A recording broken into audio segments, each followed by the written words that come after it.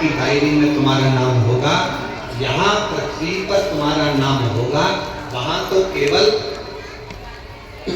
Diary खुलेगी और उस डायरी में केवल जो जीव आत्मा भेजी गई है उस जीव आत्मा, जैसे हर मोबाइल में एक छोटा सा कोड, एक छोटा सा कुछ डला होता है जिससे मालूम पड़ जाता है कि मोबाइल कहाँ है। तुम कोई सी भी सिम फंसे,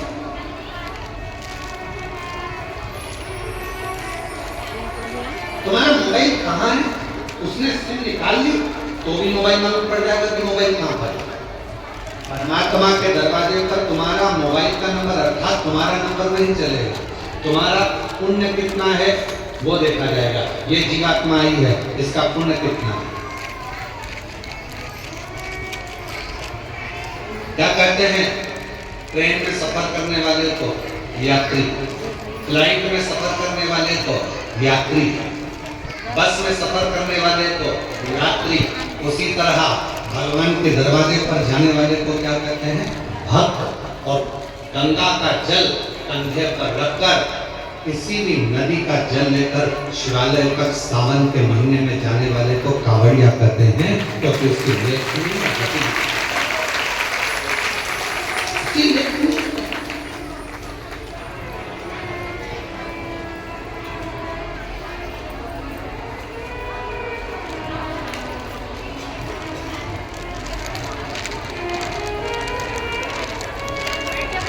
अभी किसी का एक छोटा सा वीडियो आशीष जी ने हमको दिखाया, उसमें उन्होंने किसी ने बयान दिया कि कावड़ उठाने वाले तो जो ऐसे लोग होते हैं, हमने किसी पैसे वालों को कावड़ उठाते नहीं देखा, उसको गरीब लोग कावड़ उठाते हैं। उसको मेरा जवाब है, जिसने ये बोला उससे कहना है कि जितने कावड़ उठाकर लेकर जा रहे हैं उसके घर में तेरे जैसे तो नौकर पड़े हैं।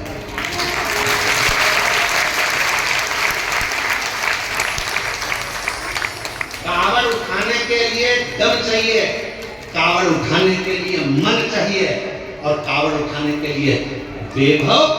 यहाँ जितने आए हैं सबने अपने अपने घर से आने में 100, 200, 500 रुपए खर्च करे होंगे, तब जाकर कुबेरेश्वर धाम पहुंचा। बाबरा जी, बिना पैसा खर्च करे कोई कुबेरेश्वर धाम नहीं पहुंच सकता, बिना खर्च करे हुए कोई उज्जैनी नहीं पहुंच सकता, बिना खर्च करे हुए कोई विश्वनाथ नहीं पहुंच सकता। केवल अपने ऊंचे ऊंचे सिंहासन पर बैठकर मुंह चला देना, अपनी राजनीति का मुद्दा बना लेना और कह देना कि कावड़ उठाने वाले ऐसे, कावड़ उठाने वाले वैसे। सनातन धर्म पर उंगली उठाना सरल है, कभी पत्थर फेंकने वालों पर उंगली उठाया करो, तब समझ में आएगा कि लंकापति रावण सोने की लंका का राजा था, कोई गरीबड़ा नहीं था, जिसके दरवाजे पर स्वयं भगवान को भी रूप बदलकर राम जी का रूप धर कर जाना पड़ा था रावण के सामने। कितना विद्वान होगा जिसके दरवाजे पर 33 कोटि देवता सामने खड़े होते थे, सारी अप्सराएं, गंधर्व, किन्नर, नाग, पशु, पक्षी जिसके द्वार पर रहते थे। सोने की लंका का अधिपति था।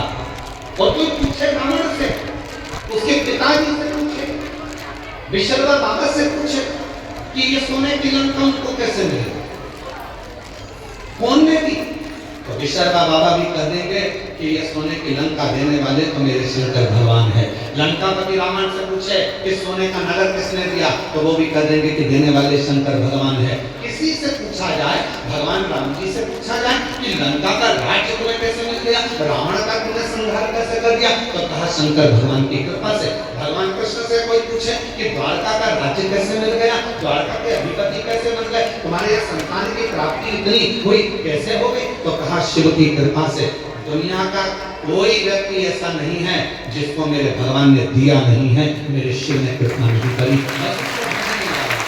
उसको करना करने वाला, उसको जपने वाला चाहिए। केवल स्नान से, कोई कहे 100 बार नहा लो भगवान मिल जाएगा, कोई के कपड़ा बदल लो भगवान मिल जाएगा, कोई के ऐसा कर लो भगवान मिल जाएगा। तुम तो एक काम करो, सारी समस्या का हल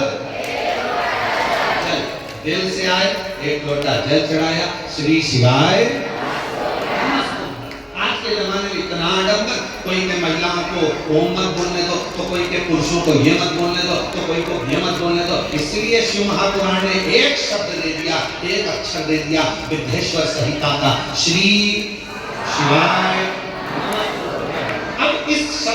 कोई लफड़ा नहीं, कोई लड़ाई नहीं, कोई विवाद नहीं, कोई नहीं कहेगा तुमसे कि इसमें ओम लगा, कि ये मत लगा, कि वो मत लगा। आज के जमाने में लोगों ने अरे माँ जगतजननी जगदम्बा अम्बा, पहले भी कथा में कहा पुरुष